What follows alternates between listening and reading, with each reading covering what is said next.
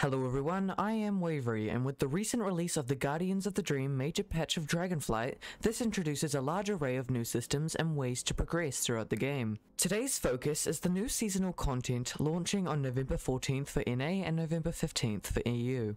Dragonflight Season 3 is launching soon, and with it means a new Mythic Plus pool, raid, and some PvP class changes. So today's guide is how to prepare for the release of Season 3 in Dragonflight. Gearing in World of Warcraft is something that you will always want to do, and while this brief time before the season begins may have limited gearing options, there are still ways to progress. In Guardians of the Dream, crests and flightstones remain as the primary source of upgrading your gear. In Season 3, crest fragments have been removed, and now instead of it taking 15 fragments to create one crest, which can then be used to upgrade a piece of gear, it is now 15 crests now upgrade a piece of gear one time, with each fragment source now giving full crests. The weekly cap for crests are at 90, meaning 6 upgrades per week with that type of crest. At this time, you can obtain very limited Drake Dreaming Crests, and find a high amount of Whelpling Dreaming Crests.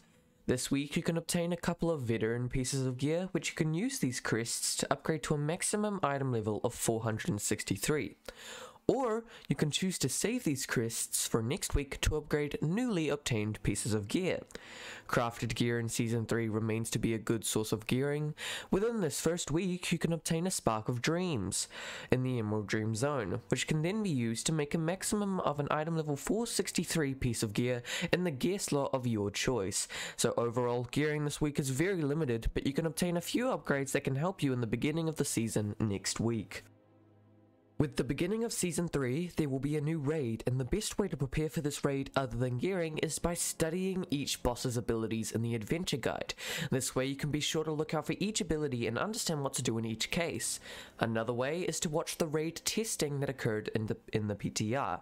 This way, after you read each ability, you can observe every single one so you can understand each and every single activity you must do to survive. The same goes for Mythic Plus. There will be a total of 8 dungeons in this dungeon pool: Dawn of the Infinite from Dragonflight, Waycrest Manor and Atoll Dazar from Battle for Azeroth, Blackrock Hold and Darkheart Thicket from Legion, the Everbloom from Warlords of Draenor, and Throne of the Tides from Cataclysm. Each of these dungeons are in the adventure guide. You can go through into the dungeon right now to see the layout and path you can take.